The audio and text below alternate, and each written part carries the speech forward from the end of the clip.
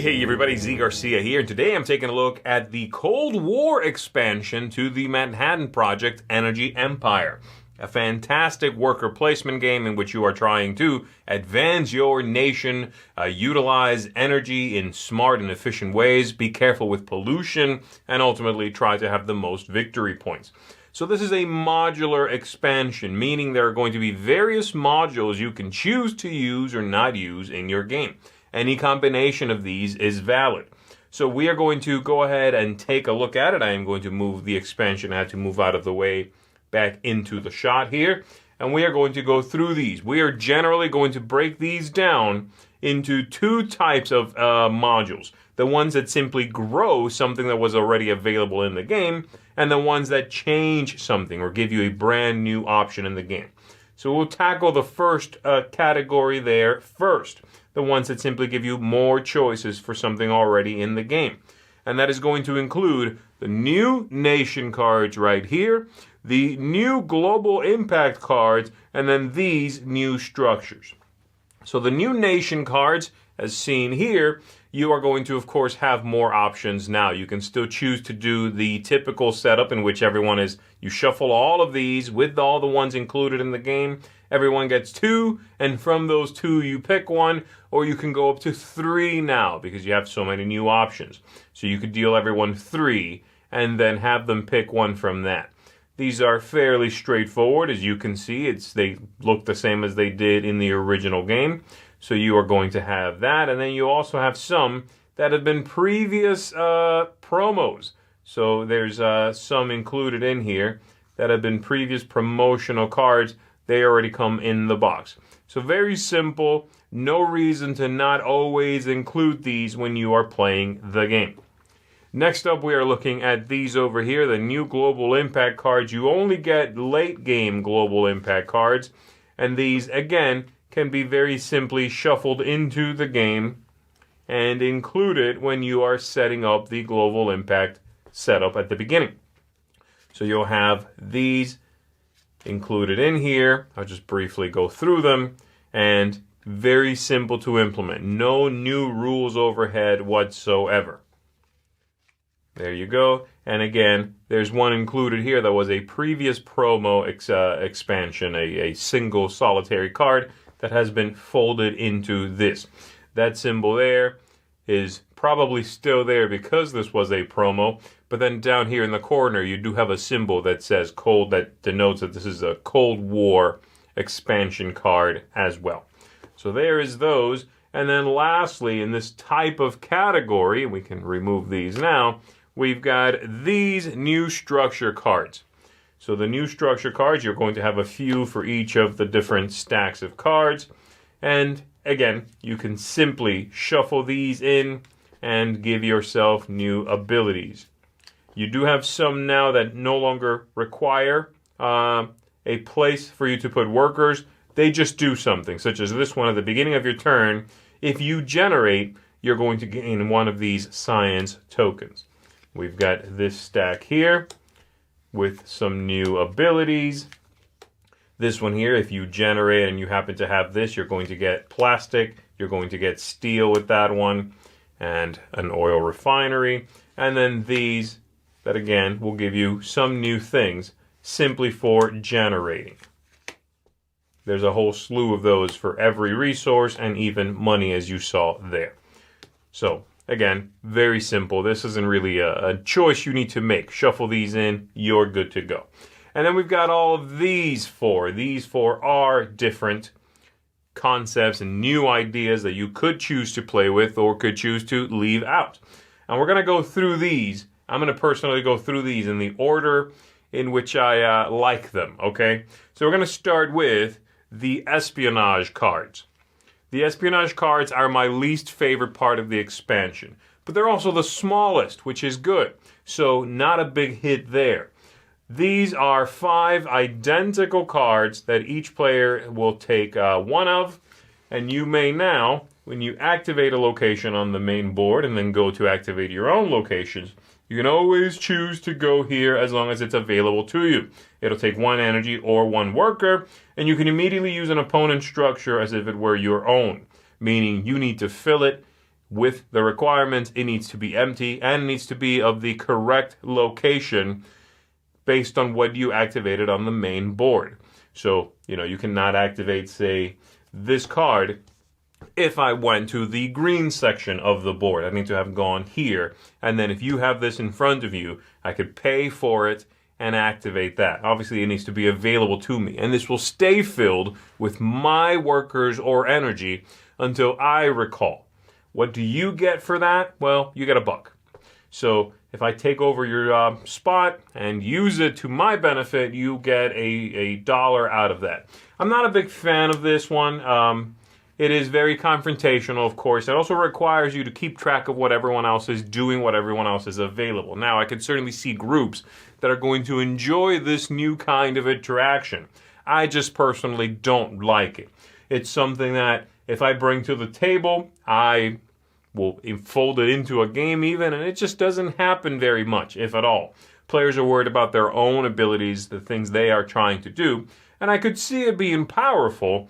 I just don't see it being very fun, especially for new players as they have their things taken away from them, everything they've worked towards gaining and buying and putting in front of them, then having occupied and getting a measly $1 for their troubles. So I'm not a big fan of this one. That is not one I'll be including in the future, but it is available to you and your group if you want a little more direct confrontation. Next up, we are taking a look at this one. This is my next favorite one. It's very good, and I think this would absolutely be top of the pile if you are a solitaire gamer. This is a new solo mode that replaces the original solo mode included in the rules. They give you a tile here to change up finances, which was always the case. Now you just have a physical representation that when you go there, instead of taking 2 coins or 3 and give everyone else 1, or take 4 and give everyone else 2, when you go there, you simply get 3. That's it. So you can cover up that space on the board with this new tile. And then the cards are a brand new thing. You are going to shuffle these up into 2 stacks, and you will be taking turns. You'll take a normal turn, and then when it is the AI's turn, they'll flip over one of these cards. They are going to take 2 actions. They're going to take this top action with a worker. If you are already there, they will use as much energy as possible to go there and remove that card. Then they will do the bottom action. If they don't have enough energy to do any one of these, they simply will skip that action. But you still need to set the worker aside.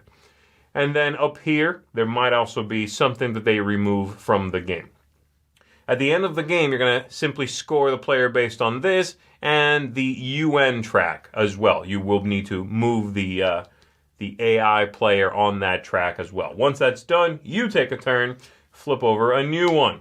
And again, they will take actions. You'll do it a 3rd time, and they will take actions. There's even a symbol here in the center if you want to play with the Doomsday clock that we'll get to in 1 second.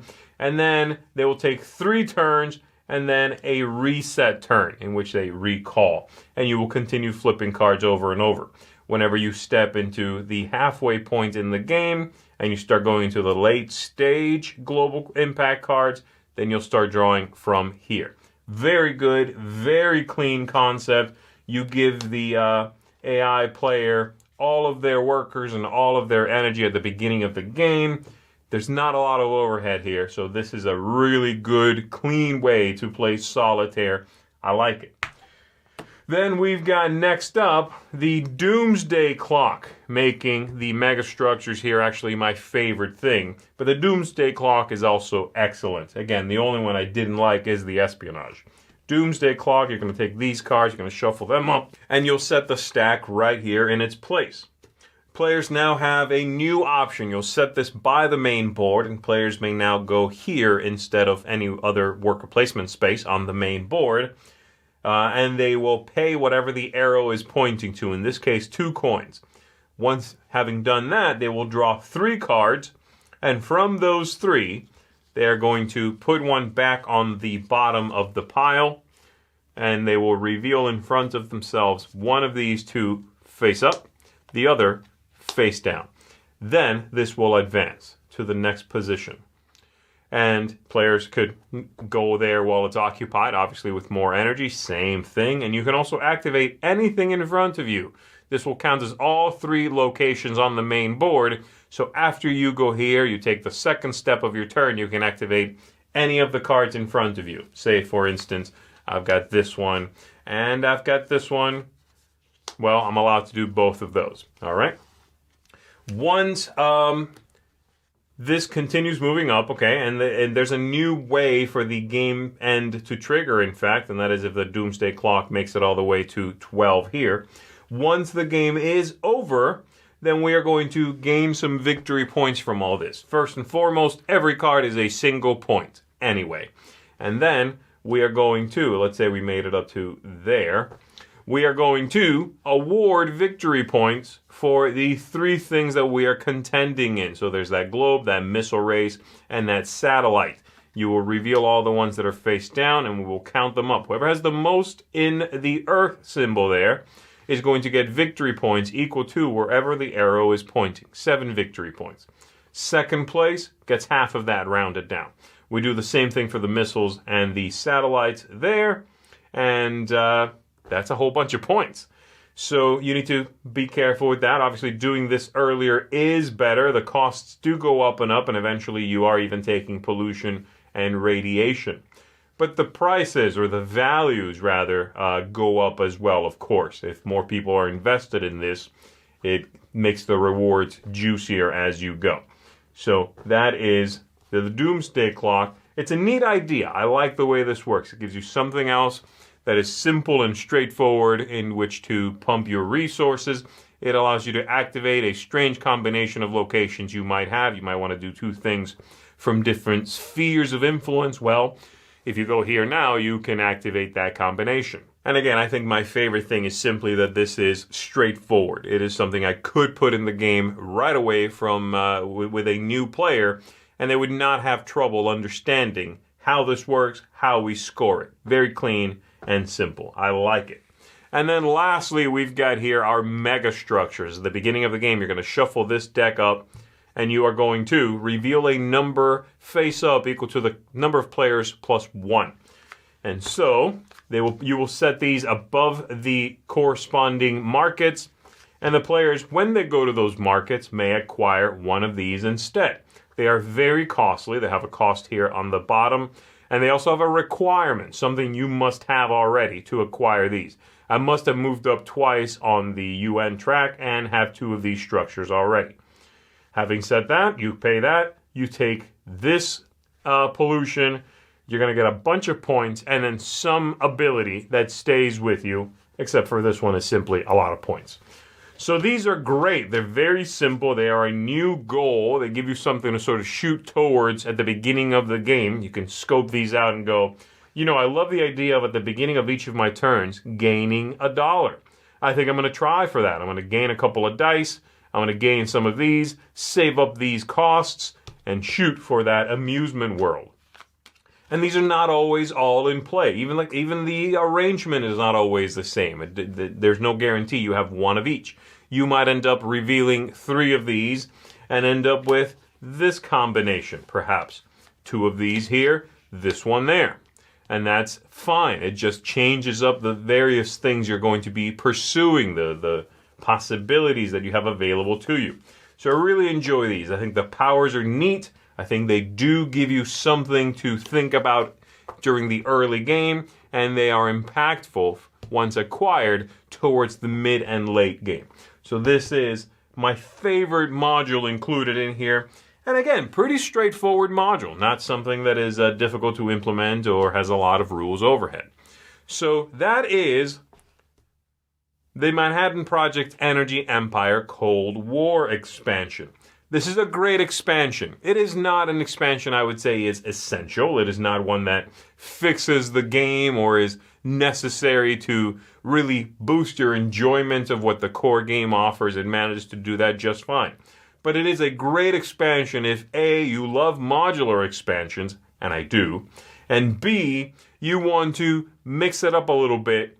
You want to expand some of the included decks. You want a few small options just to liven up the proceedings. I think the game manages to do that very well. I think these modules target different players and different styles of play in neat and interesting ways. They do manage to do different things. Solitaire, confrontation, long-term planning, head-to-head competition. That works out beautifully. So for me, this expansion is going to get a strong 8 out of 10. That is a seal of approval. I definitely recommend you pick it up if you are a fan of Energy Empire, which I am. You're going to find something in here that you are really going to like, and likely you'll find several things that you are really going to like and will be happy to play with. So that's going to do it, everybody. Thanks very much for checking this out with me. My name is Garcia. I'm going to see you on the next one.